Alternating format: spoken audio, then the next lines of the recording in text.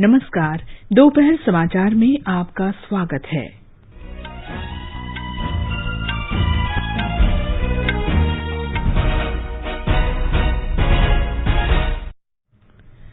प्रधानमंत्री नरेंद्र मोदी बांग्लादेश की 2 दिवसीय ऐतिहासिक यात्रा पर ढाका पहुंचे।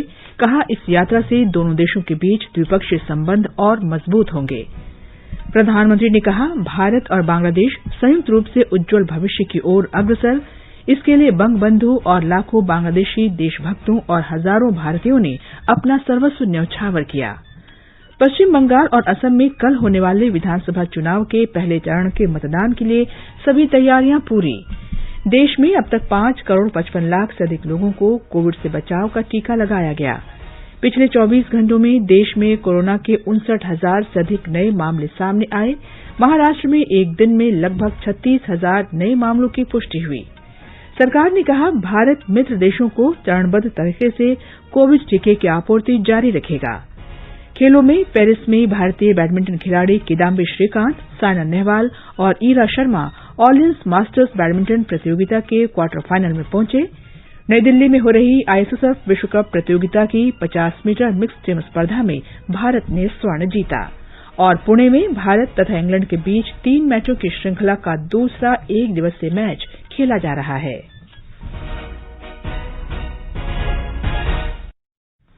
दोपहर समाचार में चारू सक्सेना के साथ मैं कनकलता। कोविड मरीजों की संख्या फिर बढ़ रही है। श्रोताओं से अपील है कि कोई भी कोताही न बरतें, सुरक्षा के सभी उपायों का पालन करें और 45 वर्ष से अधिक आयु के सभी लोग निसंकोच टीका लगवाएं। सुरक्षित रहें और 3 आसान उपायों का संकल्प लें। मास्क पहनें, 2 गज दूरी है जरूरी, सुरक्षित दूरी बनाए रखें, हाथ और मुंह साफ रखें। और अब समाचार विस्तार से। प्रधानमंत्री नरेंद्र मोदी ने कहा है कि भारत सदैव बांग्लादेश का भागीदार बना रहेगा। उन्होंने कहा कि दोनों देश के उज्जवल भविष्य के लिए बंगबंधु, लाखों बांग्लादेशी देशभक्तों और हजारों भारतीयों ने अपना सर्वस्व न्यौछावर कर दिया। बांग्लादेश के एक प्रमुख समाचार पत्र में आज प्रकाशित लेख में प्रधानमंत्री ने कहा कि इस ऐतिहासिक यादगार वर्ष में हम भारत बांग्लादेश मैत्री पाइपलाइन और अखोरा अगरतला रेल लिंक जैसी महत्वपूर्ण संपर्क परियोजनाओं के पूरा होने की आशा कर रहे हैं। संपर्क सुविधा के महत्व पर जोर देते हुए श्री मोदी ने कहा कि दोनों देशों के बीच संपर्क में सुधार से व्यापार और भागीदारी मजबूत होगी तथा सहयोग के नए रास्ते खुलेंगे। भूमि और समुद्री सीमा जैसे द्विपक्षीय मुद्दों के समाधान और संपर्क, व्यापार तथा दोनों देशों के लोगों के बीच संबंधों के क्षेत्र में विभिन्न उपलब्धियों को याद करते हुए श्री मोदी ने कहा कि भारत बांग्लादेश की महत्वपूर्ण भागीदारी बढ़ाने का समय फिर आ गया है। इससे पहले कल एक ट्वीट में प्रधानमंत्री नरेंद्र मोदी ने कहा कि बांग्लादेश के साथ भागीदारी भारत की पड़ोसी प्रथम नीति का महत्वपूर्ण स्तंभ है। उन्होंने कहा कि भारत इसे और मजबूत करने और आगे बढ़ाने के लिए प्रतिबद्ध है। प्रधानमंत्री ने आज ढाका में बांग्लादेश स्वतंत्रता संग्राम के शहीदों को श्रद्धांजलि अर्पित की। बांग्लादेश की 2 दिन की यात्रा पर आज ढाका के हजरत शाह जलाल अंतर्राष्ट्रीय हवाई अड्डे पहुंचने के तुरंत बाद श्री मोदी सावर स्थित राष्ट्रीय शहीद स्मारक पहुंचे और वहां शहीदों को पुष्प चक्र अर्पित किए। इससे पहले ढाका पहुंचने पर बांग्लादेश की प्रधानमंत्री शेख हसीना ने श्री मोदी का स्वागत किया। ढाका हवाई अड्डे पर उन्हें गार्ड ऑफ ऑनर दिया गया। इस अवसर पर भारतीय राष्ट्रगान भी गाया गया। इस शानदार स्वागत के लिए शेख हसीना का धन्यवाद करते हुए प्रधानमंत्री ने एक ट्वीट में कहा कि इस यात्रा से दोनों देशों के बीच द्विपक्षीय संबंध और मजबूत होंगे। हमारे ढाका संवाददाता ने खबर दी है कि श्री मोदी आज बांग्लादेश के अल्पसंख्यक समुदाय के प्रतिनिधियों से भी मुलाकात करने वाले हैं। प्रधानमंत्री आज तीसरे पहर ढाका के परेड मैदान पर आयोजित बांग्लादेश राष्ट्रीय दिवस कार्यक्रम में गेस्ट ऑफ ऑनर होंगे। आज सुबह ढाका पहुंचने पर प्रधानमंत्री नरेंद्र मोदी का भव्य स्वागत हुआ। हवाई अड्डे पर उनके स्वागत के लिए बांग्लादेश की प्रधानमंत्री शेख हसीना उपस्थित थीं। हवाई अड्डे पर रस्मी गार्ड ऑफ ऑनर लेने के बाद प्रधानमंत्री सीधे बांग्लादेश के राष्ट्रीय शहीद स्मारक गए, जहां उन्होंने बांग्लादेश के स्वतंत्रता संग्राम में प्राण न्यौछावर करने वाले शहीदों को श्रद्धांजलि अर्पित की। इसके बाद प्रधानमंत्री भारतीय लोगों, सामुदायिक नेताओं, युवा प्रतिभाओं और बांग्लादेश स्वतंत्रता संग्राम में भाग लेने वाले मुक्ति योद्धाओं नेताओं से भी मिले। प्रधानमंत्री मोदी ने सत्तारूढ़ गठबंधन के प्रतिनिधियों और मुख्य विपक्षी पार्टी बांग्लादेश नेशनलिस्ट पार्टी के लोगों से भी मुलाकात की। बांग्लादेश के विदेश मंत्री डॉक्टर A.K. अब्दुल मोमेन भी आज उनसे मुलाकात करेंगे। इसके बाद वे ढाका परेड ग्राउंड में स्वतंत्रता दिवस पर आयोजित बांग्लादेश के राष्ट्रीय दिवस समारोह में शामिल होंगे। योगेश पांड्या के साथ आकाशवाणी समाचार के लिए ढाका से राजेश झा। आकाशवाणी के साथ बातचीत में बांग्लादेश में भारतीय उच्चायुक्त विक्रम दुरईसामी ने वर्तमान परिप्रेक्ष्य में भारत बांग्लादेश संबंधों के महत्व पर प्रकाश डालते हुए कहा, The relationship has always been of extremely high priority for India. Bharat ने हमेशा इन संबंधों को उच्च प्राथमिकता दी है। ये संबंध वास्तव में हमारे लिए निधि और अति महत्वपूर्ण है। इसलिए ये कहना हमारे लिए हर्ष का विषय है कि 1970 के बाद से अब तक भारत और बांग्लादेश के संबंध अपने चरमोत्कर्ष पर हैं। इस आधार पर हम कह सकते हैं कि बांग्लादेश के साथ सुदृढ़ संबंधों का महत्व और इन संबंधों को भविष्य में और मजबूत बनाना और बांग्लादेश के लिए भारत में पूरी तरह राजनीतिक सहमति है। हमारी सरकार ने 2014 के बाद से इसके लिए कई प्रयास किए हैं। Our government since 2014 has put in a lot of effort in this relationship. Bangladesh के प्रधानमंत्री के अंतर्राष्ट्रीय मामलों के सलाहकार डॉक्टर गौहर रिजवी ने बांग्लादेश के स्वतंत्रता संघर्ष के दौरान भारतीय सेना, सरकार और लोगों की भूमिका को रेखांकित करते हुए दोनों देशों के बीच आपसी संबंधों को ऐतिहासिक बनाया। In many respects, it is our joint celebration. कई तरह से ये हमारा साझा समारोह है। अगर दोनों देशों के बीच संबंधों की बातचीत की जाए तो हम कह सकते हैं कि ये संबंध सबसे ज्यादा स्वाभाविक और आवश्यक हैं। हमारा साझा इतिहास है, साझी संस्कृति और भाषा है और इसके साथ 1971 में भारत के ऐतिहासिक योगदान सहित साझा अनुभव भी है। ये ऐसा रिश्ता है जो बहुत कम देशों के बीच है। इस दृष्टि से दोनों देशों के बीच अच्छे संबंध बने हुए हैं। Our good relation is not a question to ponder. Bangladesh Bangabandhu Sheikh Mujibur Rahman का जन्म शताब्दी वर्ष मना रहा है। श्रोताओं के लिए प्रस्तुत है उनकी यादगार वाणी। আমার মুক্তির সংগ্রাম, এবারে সংগ্রাম স্বাধীনতার সংগ্রাম। আমার 25 তারিখে অ্যাসেম্বলি কল করেছে, রক্তের দাগ শুকায় নাই। আমি 10 তারিখে বলে দিয়েছি যে ওই শহীদের রক্তের উপর যে পাড়া দিয়ে আজ কৃষিতে মুজিবুর রহমান যোগদান করতে পারে না। জয় বাংলা। ये समाचार हमारी वेबसाइट newsonair.com/hindi और हमारे mobile app news on AIR पर भी उपलब्ध हैं। चलो मिलकर एक शुरुआत करें, चलो एक फैसला आज करें, मास्क नहीं तो टोकेंगे, कोरोना को रोकेंगे, चलो एक इरादा करते हैं, चलो कुछ वादा करते हैं, मास्क नहीं तो टोकेंगे, कोरोना को रोकेंगे। दोपहर समाचार में आपका फिर स्वागत है। असम और पश्चिम बंगाल में कल होने वाले विधानसभा चुनाव के पहले चरण के मतदान के लिए सभी आवश्यक तैयारियां कर ली गई हैं। चुनाव आयोग ने चुनाव प्रक्रिया की पारदर्शिता और विश्वसनीयता को बढ़ाने के उद्देश्य से प्रत्येक मतदान केंद्र पर इलेक्ट्रॉनिक वोटिंग मशीन के साथ मतदाता पुष्टि पर्ची वीवीपैट का उपयोग करने का निर्णय लिया है। कोविड महामारी के मद्देनजर निर्वाचन आयोग ने मतदान केंद्रों पर अधिकतम 1000 मतदाताओं को आने की अनुमति दी है। इससे पहले 1500 मतदाताओं की अनुमति थी। आयोग ने कोविड संक्रमित या संदिग्ध और दिव्यांग तथा 80 वर्ष से अधिक आयु वाले व्यक्तियों के लिए डाक मतपत्र के जरिए मतदान करने की व्यवस्था की है। प्रत्येक मतदान केंद्र पर दिव्यांग और बुजुर्गों सहित आम मतदाताओं के लिए आवश्यक जन सुविधाओं की व्यवस्था भी सुनिश्चित की गई है।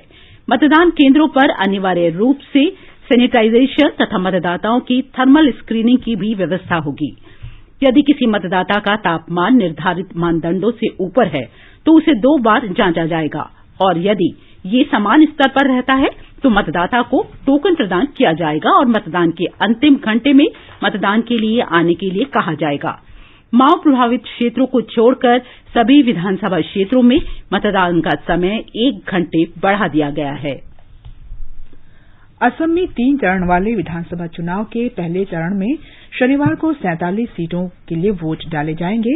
इस चरण में कुल 264 उम्मीदवार मैदान में हैं। इस बार 3 मुख्य गठबंधन चुनाव मैदान में हैं और जानकारी के लिए बात करते हैं गुवाहाटी संवाददाता मानस प्रतिम शर्मा से। मानस, कल होने वाले पहले चरण के मतदान में चुनाव में कौन कौन से प्रमुख उम्मीदवार हैं? देखिए, कल पहले चरण के चुनाव में कई सारे बड़े उम्मीदवार मैदान में हैं। इसमें मुख्यमंत्री और भाजपा के वरिष्ठ नेता सर्बानंद सोनोवाल है। ओपोजिशन कांग्रेस के लिए स्टेट प्रेसिडेंट रिपुन बोरा है। कई सारे मिनिस्टर्स है। असम गण परिषद के जो अध्यक्ष है अतुल बोरा और कार्यकारी अध्यक्ष है केशव महंता, ये भी मैदान में है। इनके अलावा जो रीजनल फोर्सेस है, ये नवगठित असम जातीय परिषद के अध्यक्ष है, युवा नेता है लुरिन ज्योति गोगोई, और राइजर दल बोल के एक नया ये रीजनल फोर्स खोला गया है कुछ दिन पहले। जो इस दल के जो प्रमुख है अखिल जोगे, हालांकि वो अभी जेल में है, गुवाहाटी मेडिकल कॉलेज अस्पताल में है, तो वो भी इस पहले चरण के चुनाव में मैदान में है। मानस, हमने अभी अपने श्रोताओं को बताया कि 3 मुख्य गठबंधन चुनाव मैदान में है, तो आप इन गठबंधन दलों के बारे में थोड़ी सी जानकारी दे दीजिए। जी बिल्कुल। देखिए, जो एनडीए है, एनडीए गठबंधन में भाजपा तो है ही, इसके साथ असम गण परिषद भी है जो 2016 के चुनाव में भी भाजपा के साथ रहे। 2016 में भाजपा और असम गण परिषद के साथ बोडोलैंड पीपुल्स फ्रंट है। इस बार बोडोलैंड पीपुल्स फ्रंट के जगह बीटीआर क्षेत्र से यूपीपीएल है। इनके अलावा भी जो 2-3 रीजनल फोर्सेस है, ये भी भाजपा के साथ शामिल हुए हैं इस गठबंधन में। इनके अलावा जो महाजोट जिसको या ग्रैंड अलायंस कहेंगे, इनमें लेफ्ट पार्टीज है, कांग्रेस है, एआईयूडीएफ है और बीपीएफ इसमें शामिल है। इनके अलावा जो मैंने पहले एक सवाल में आपका जवाब दिया, जो रीजनल फोर्सेस है, राइजर दल और असम जातीय परिषद, ये दोनों तीसरे मोर्चे की तौर पर इस चुनाव में है। तो कुल मिलाकर ये 3 फोर्सेस है और ज्यादातर सीटों पर हम लोग उम्मीद कर रहे हैं कि या स्टेट फाइट होंगे या त्रिकोणीय मुकाबला होने की उम्मीद है इस पहले चरण में। जानकारी के लिए धन्यवाद मानस। पश्चिम बंगाल में विधानसभा चुनाव 8 चरणों में कराए जा रहे हैं। पहले चरण में 30 सीटों पर मतदान होगा, जहां कुल 191 उम्मीदवार मैदान में हैं। भारतीय जनता पार्टी 30 में से 29 और गठबंधन सहयोगी एजेएसयू 1 सीट पर चुनाव लड़ रही है। तृणमूल कांग्रेस ने 29 सीटों पर उम्मीदवार उतारे हैं, जबकि जौनपुर सीट पर पार्टी उम्मीदवार का नामांकन अस्वीकार होने के बाद वो निर्दलीय उम्मीदवार का समर्थन कर रही है। कांग्रेस, वामदल और उनके गठबंधन सहयोगी इंडियन सेक्युलर फ्रंट संयुक्त मोर्चे के तहत चुनाव लड़ रहे हैं। और जानकारी के लिए चलते हैं अपने संवाददाता जितेंद्र द्विवेदी के पास। जितेंद्र, कल पहले चरण का चुनाव होने जा रहा है, इसमें आप बता सकते हैं कि क्या क्या प्रबंध किए गए हैं कोविड को देखते हुए? कनक, देखिए, कोविड इस वक्त सभी की चिंता का विषय बना हुआ है और व्यापक प्रबंध किए गए हैं कोविड को देखते हुए भी। यदि मैं इस वक्त मेदिनीपुर कॉलेज ग्राउंड में हूं और यहाँ पर मतदान दलों को रवानगी हो रही है। इस बार मतदान दलों को जो वीवीपीएटी मशीन है और ईवीएम मशीन है, उनके साथ कोविड किट भी दी जा रही है। उसके अंदर ग्लव्स हैं, फेस शील्ड्स हैं और सैनिटाइजर्स वगैरह हैं। तो प्रयास ये है कि कोविड जो मतदान दल है वो सुरक्षित रहे। साथ ही जो मतदाता है उनको सुरक्षित करने के लिए मतदान केंद्रों पर भी व्यवस्था की गई है। प्रत्येक मतदाता को एक ग्लव्स दिया जाएगा ताकि वो जब ईवीएम को बटन प्रेस करे तो सुरक्षित वो भी रह सके, ताकि बाकी जो मतदाता है वो भी सुरक्षित रह सके। सभी की थर्मल स्क्रीनिंग अनिवार्य कर दी गई है। साथ ही इस पर सभी जितने पोलिंग बूथ हैं उनकी मैपिंग की गई है और उन्हें प्राथमिक स्वास्थ्य केंद्रों से जोड़ा गया है, ताकि यदि कोई ऐसा इंसिडेंट होता है जहां पर मेडिकल हेल्प की जरूरत होती है तो वहां पर पहुंचाया जा सके। कनक, जितेंद्र, कल जहां चुनाव होने हैं वो जो क्षेत्र है वो काफी संवेदनशील हैं, तो सुरक्षा के क्या प्रबंध किए गए हैं इसे देखते हुए? कनक, देखिए, सुरक्षा एक बड़ा मसला है यहाँ पर वेस्ट बंगाल में और निर्वाचन आयोग ने भी इसको लेकर चिंता व्यक्त की है पिछले दिनों। और क्योंकि यहाँ पर पिछले कुछ दिनों के अंदर कई स्थानों पर विस्फोटक सामग्री भी मिली है, केस भी बहुत पिछले चुनाव के मुकाबले ज्यादा मिला है, लेकिन निर्वाचन आयोग ने इस बार बहुत जबरदस्त व्यवस्थाएं की है, चाक चौबंद व्यवस्थाएं की है। प्रत्येक मतदान केंद्र पर कम से कम 4 पुलिस जो पैरामिलिट्री फोर्सेज है उनके जवान तैनात रहेंगे। यदि जिन मतदान केंद्रों पर ज्यादा की जरूरत है तो वहां पर अतिरिक्त टीमें भी तैनात की गई है। और 15 से 20 प्रत्येक विधानसभा क्षेत्र में 15 से 20 क्विक रिस्पांस टीम बनाई गई है और उनको भेजा जा रहा है। प्रत्येक विधानसभा क्षेत्र जो है वहां पर 50% मतदान केंद्र हैं, उनका वेबकास्टिंग अनिवार्य किया गया है और जो शेष 50% मतदान केंद्र हैं उन पर सीसीटीवी कैमरे से निगरानी रहेगी, वीडियोग्राफी सब जगह होगी, माइक्रो ऑब्जर्वर्स बनाए गए हैं। तो कुल मिला के मैं कह सकता हूं कि सुरक्षा की बहुत ज्यादा मजबूत व्यवस्था की है निर्वाचन विभाग ने, और निर्वाचन विभाग ने कहा भी है कि सभी मतदाता भयमुक्त होकर मतदान करने के लिए आए, उन्हें किसी तरह की जितेंद्र, जानकारी के लिए धन्यवाद। असम और पश्चिम बंगाल में दूसरे और तीसरे चरण तथा केरल, तमिलनाडु और केंद्र शासित प्रदेश पुदुचेरी में एक चरण में होने वाले विधानसभा चुनाव के लिए प्रचार अभियान जोरों पर है। इन दोनों राज्यों में तीसरे चरण में 6 अप्रैल को वोट डाले जाएंगे। केरल, तमिलनाडु और पुदुचेरी में एक ही चरण में 6 अप्रैल को मतदान होगा। केरल में विधानसभा की 140 सीटों के लिए 957 उम्मीदवार मैदान में हैं। यहां 3 प्रमुख मोर्चों का प्रचार अभियान जोरों पर है। प्रधानमंत्री नरेंद्र मोदी अगले सप्ताह राज्य में चुनावी रैलियों में शामिल होंगे। श्री मोदी का पलक्कड़, पत्तनमथिट्टा और तिरुवनंतपुरम जाने का कार्यक्रम है। भाजपा अध्यक्ष जगत प्रकाश नड्डा कल कन्नूर में धर्मदोम निर्वाचन क्षेत्र में एक रोड शो करेंगे। बाद में वे त्रिशूर, इडुक्की और त्रिवेंद्रम में रैलियों में भाग लेंगे। केंद्रीय विदेश राज्य मंत्री वी मुरलीधरन कालीकाट में चुनावी सभाओं में शामिल होंगे। कांग्रेस नेता राहुल गांधी आज पलक्कड़ में विभिन्न चुनावी रैलियों और जनसभा में भाग लेंगे। केरल के मुख्यमंत्री और सीपीआईएम नेता पिनरई विजयन त्रिवेंद्रम में चुनाव प्रचार कर रहे हैं। इस बीच आज केरल उच्च न्यायालय उस याचिका पर विचार कर रहा है जिसमें राज्य विधानसभा चुनावों में फर्जी मतदान और मतदाता सूची में 2 बार नाम होने का मुद्दा उठाया गया है। इसके साथ ही आंध्र प्रदेश में तिरुपति और कर्नाटक के बेलगाम की लोकसभा सीट सहित 11 राज्यों के 14 विधानसभा क्षेत्रों के उपचुनाव के लिए भी नामांकन भरने का काम शुरू हो रहा है। इस बीच अधिसूचना जारी होने के साथ पश्चिम बंगाल में 6ठे चरण के चुनाव के लिए नामांकन दाखिल करने की प्रक्रिया जारी है। तमिलनाडु में भी चुनाव प्रचार जोर पकड़ रहा है। इस बीच शिवगंगा जिले में आज सवेरे एक दुर्घटना में उड़न दस्ते के 2 पुलिसकर्मियों की मौत हो गई। चुनाव आयोग ने मृतकों के परिवार को 15-15 लाख रुपए देने की घोषणा की है। तमिलनाडु में एक ही चरण में 6 अप्रैल को मतदान होना है। इसी के साथ कन्याकुमारी लोकसभा सीट के उपचुनाव के लिए भी वोट डाले जाएंगे। आगे बढ़ने से पहले मुख्य समाचारों पर एक नजर। प्रधानमंत्री नरेंद्र मोदी बांग्लादेश की 2 दिवसीय ऐतिहासिक यात्रा पर ढाका पहुंचे। कहा, इस यात्रा से दोनों देशों के बीच द्विपक्षीय संबंध और मजबूत होंगे। प्रधानमंत्री ने कहा, भारत और बांग्लादेश संयुक्त रूप से उज्जवल भविष्य की ओर अग्रसर। इसके लिए बंगबंधु और लाखों बांग्लादेशी देशभक्तों और हजारों भारतीयों ने अपना सर्वस्व न्यौछावर किया। पश्चिम बंगाल और असम में कल होने वाले विधानसभा चुनाव के पहले चरण के मतदान के लिए सभी तैयारियां पूरी। देश में अब तक 5 करोड़ 55 लाख से अधिक लोगों को कोविड से बचाव का टीका लगाया गया। पिछले 24 घंटों में देश में कोरोना के 59,000 से अधिक नए मामले सामने आए। महाराष्ट्र में एक दिन में लगभग 36,000 नए मामलों की पुष्टि हुई। सरकार ने कहा, भारत मित्र देशों को चरणबद्ध तरीके से कोविड टीके की आपूर्ति जारी रखेगा।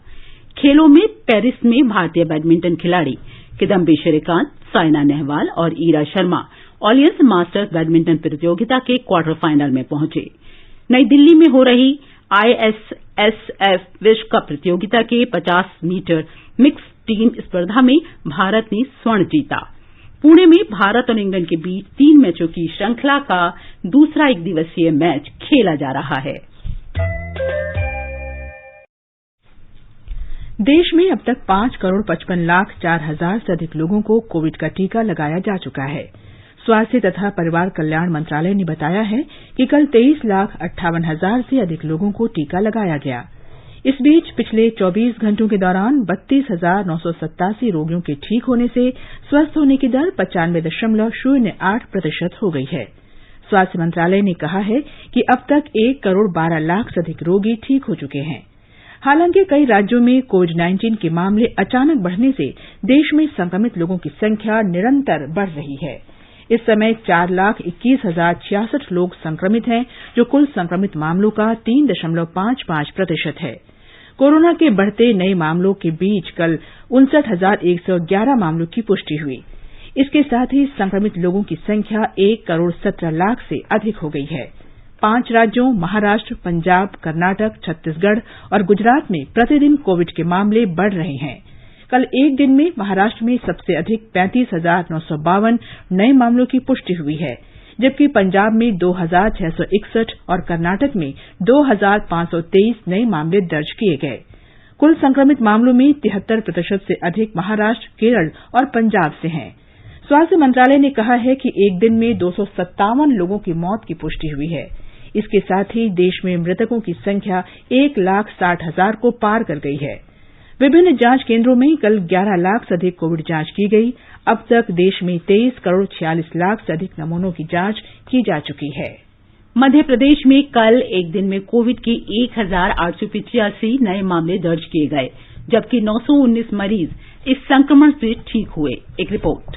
मध्य प्रदेश में कोविड की पॉजिटिविटी दर बढ़कर 6.9% हो गई है। इंदौर और भोपाल में सबसे ज्यादा कोविड मामले सामने आ रहे हैं। दोनों शहरों में सक्रिय मामलों की संख्या 2,500 से अधिक है। इंदौर में सबसे अधिक 584, जबकि भोपाल में 398 कोविड मामले सामने आए हैं। वहीं जबलपुर में 109 कोविड मामले दर्ज किए गए हैं। इस बीच राज्य टीकाकरण अधिकारी डॉक्टर संतोष शुक्ला ने बताया है कि राज्य में प्रतिदिन 3 लाख व्यक्तियों के टीकाकरण की व्यवस्था की जा रही है। सप्ताह में 4 दिन सोमवार, बुधवार, गुरुवार और शुक्रवार को टीकाकरण सत्र आयोजित किए जाएंगे। अगले 3 महीनों में सभी लक्षित समूहों को टीका लगाया जाएगा। पूजा पीवर्धन, आकाशवाणी समाचार, भोपाल।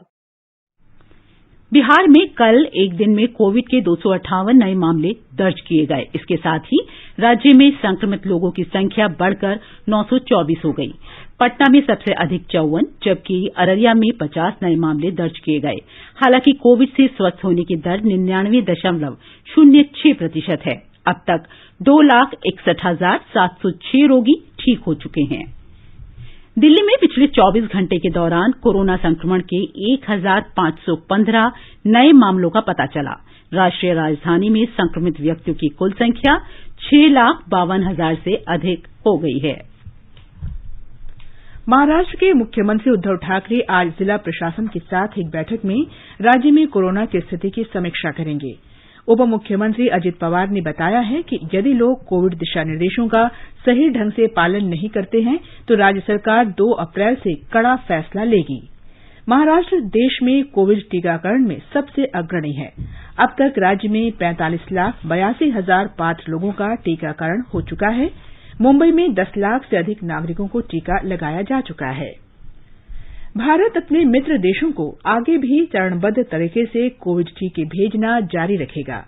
आधिकारिक सूत्रों ने बताया है कि भारत ने कई अन्य देशों की तरह टीकों के निर्यात पर किसी तरह का प्रतिबंध नहीं लगाया है। अब तक भारत ने स्वदेश निर्मित 6 करोड़ खुराकें 75 से ज्यादा देशों को भेजी हैं। सूत्रों के अनुसार भारत अन्य देशों को वैक्सीन की आपूर्ति के लिए वचनबद्ध है। ये समाचार आकाशवाणी से प्रसारित किए जा रहे हैं। ताजा समाचार जानने के लिए आप हमारे Twitter handle @AIR News Hindi को फॉलो कर सकते हैं। ये आकाशवाणी है। साइना नेहवाल और ईरा शर्मा महिला सिंगल्स में, जबकि किदाम्बी श्रीकांत पुरुष सिंगल्स में ऑरलियंस मास्टर्स बैडमिंटन टूर्नामेंट के क्वार्टर फाइनल में पहुंच गए हैं। पेरिस में हो रहे इस टूर्नामेंट के प्री क्वार्टर फाइनल में साइना ने फ्रांस की मैरी बेडोटमिन को और ईरा ने बुल्गारिया की मारिया मित्सोवा को पराजित किया। वहीं श्रीकांत ने मलेशिया के चियान जून वेलू को हराया। महिला डबल्स में अश्वनी पोनप्पा और एनसिक्की रेड्डी की जोड़ी क्वार्टर फाइनल में पहुंच गई है। नई दिल्ली में हो रही एसएसएफ विश्व कप प्रतियोगिता के 50 मीटर मिक्स टीम स्पर्धा में संजीव राजपूत और तेजस्विनी सावंत ने स्वर्ण पदक जीत लिया है। इस स्पर्धा में ऐश्वर्या प्रताप सिंह तोमर और सुनिधि चौहान की भारतीय जोड़ी ने कांस्य पदक अपने नाम किया। भारत के विजयवीर सिद्धू ने पुरुषों की 25 मीटर रैपिड फायर पिस्टल स्पर्धा में रजत पदक जीता। राजपूत और तेजस्विनी की जोड़ी ने यूक्रेन के सेर्ही कुलिश और अन्ना एलिना को 21-29 से हराकर स्वर्ण पदक जीता। पुणे में इंग्लैंड के साथ खेले जा रहे पहले एक दिवसीय अंतर्राष्ट्रीय क्रिकेट मैच में ताजा समाचार मिलने तक भारत ने 18 ओवर में 2 विकेट पर 77 रन बना लिए हैं। इससे पहले इंग्लैंड ने टॉस जीतकर पहले गेंदबाजी करने का फैसला किया। 400 मीटर लंबे एयर गेवन मालवाहक जहाज पिछले 4 दिन से स्वेज नहर में फंसा हुआ है। इससे जहाजों की आवाजाही में जबरदस्त बाधा उत्पन्न हो गई है और संबंधित पक्षों को इससे बहुत नुकसान हो रहा है। समाचार माध्यमों को बताया गया है कि इस जहाज के चालक दल के सभी सदस्य भारतीय हैं और पूरी तरह सुरक्षित हैं। स्वेज नहर प्राधिकरण ने बताया है कि जहाजों को सुरक्षित निकाल ले जाने वाले 9 टग जहाज कार्य में लगे हुए हैं। आकाशवाणी का समाचार सेवा प्रभाग स्पॉटलाइट कार्यक्रम में बांग्लादेश पुस्तकालय के 50 वर्ष पर एक विशेष कार्यक्रम प्रसारित करेगा। ये कार्यक्रम आज रात 9:15 से एफएम गोल्ड चैनल और अतिरिक्त चैनलों पर उपलब्ध रहेगा। ये कार्यक्रम हमारी वेबसाइट newsonair.com पर और हमारे YouTube channel news on AIR official पर भी उपलब्ध होगा। भारत और बांग्लादेश के बीच संबंध सभ्यता, संस्कृति, आर्थिक और सामाजिक रिश्तों पर आधारित हैं। दोनों राष्ट्र इतिहास, विरासत, भाषा, संगीत, साहित्य और कला से जुड़े हैं। शेख मुजीबुर रहमान की जन्मशती के अवसर पर भारत तथा बांग्लादेश जाने माने फिल्म निर्देशक श्याम बेनेगल द्वारा निर्देशित बंग बंधु के नाम से एक फिल्म बना रही हैं। दोनों देशों में बंगाली फिल्में लोकप्रिय हैं और बांग्लादेशी कलाकार नुसरत फारिया ने भारत बांग्लादेश की 2 फिल्मों आशिकी और हीरो 420 में काम किया था, जिसमें दोनों देशों की भावनाओं का चित्रण था। বারে বারে প্রেমে পড়েছি, মনে তারি ছবি এঁকেছি, আর ভালোবাসাকে আমি বুঝেছি। মন ফেরে না, ঘরে ফেরে না, বলে না কি করি আজ আমি তোকে নিয়ে, মন সহে না। फिल्म जीबोन धुली में 1971 में पाकिस्तान के खिलाफ स्वाधीनता संग्राम के दौरान एक ढोलकी और उसके परिवार की कहानी को दर्शाया गया है। दोनों देशों में काजी नजरुल इस्लाम और रविंद्र संगीत समान रूप से लोकप्रिय हैं।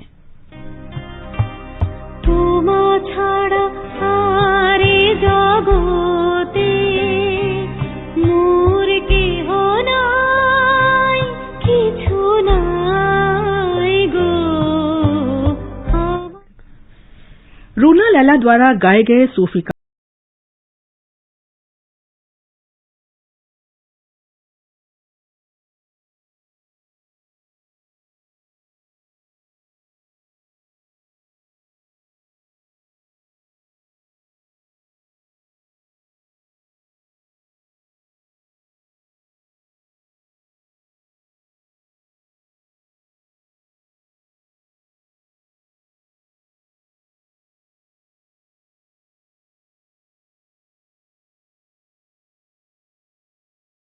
और अंत में मुख्य समाचार एक बार फिर।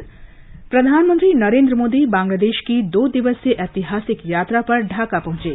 कहा, इस यात्रा से दोनों देशों के बीच द्विपक्षीय संबंध और मजबूत होंगे। प्रधानमंत्री ने कहा, भारत और बांग्लादेश संयुक्त रूप से उज्जवल भविष्य की ओर अग्रसर। इसके लिए बंग बंधु और लाखों बांग्लादेशी देशभक्तों और हजारों भारतीयों ने अपना सर्वस्व न्यौछावर किया। पश्चिम बंगाल और असम में कल होने वाले विधानसभा चुनाव के पहले चरण के मतदान के लिए सभी तैयारियां पूरी। देश में अब तक 5 करोड़ 55 लाख से अधिक लोगों को कोविड से बचाव का टीका लगाया गया। पिछले 24 घंटों में देश में कोरोना के 59,000 से अधिक नए मामले सामने आए। महाराष्ट्र में एक दिन में लगभग 36,000 नए मामलों की पुष्टि हुई। सरकार ने कहा, भारत मित्र देशों को चरणबद्ध तरीके से कोविड टीके की आपूर्ति जारी रखेगा। और खेलों में पेरिस में भारतीय बैडमिंटन खिलाड़ी किदाम्बी श्रीकांत, सायना नेहवाल और Ira Sharma Orleans master badminton प्रतियोगिता के क्वार्टर फाइनल में पहुंचे। नई दिल्ली में हो रही आईएसएसएफ विश्व कप प्रतियोगिता की 50 मीटर मिक्स्ड टीम स्पर्धा में भारत ने स्वर्ण जीता और पुणे में भारत तथा इंग्लैंड के बीच 3 मैचों की श्रृंखला का दूसरा एक दिवसीय मैच खेला जा रहा है। इसके साथ ही दोपहर समाचार का ये अंक समाप्त हुआ। नमस्कार।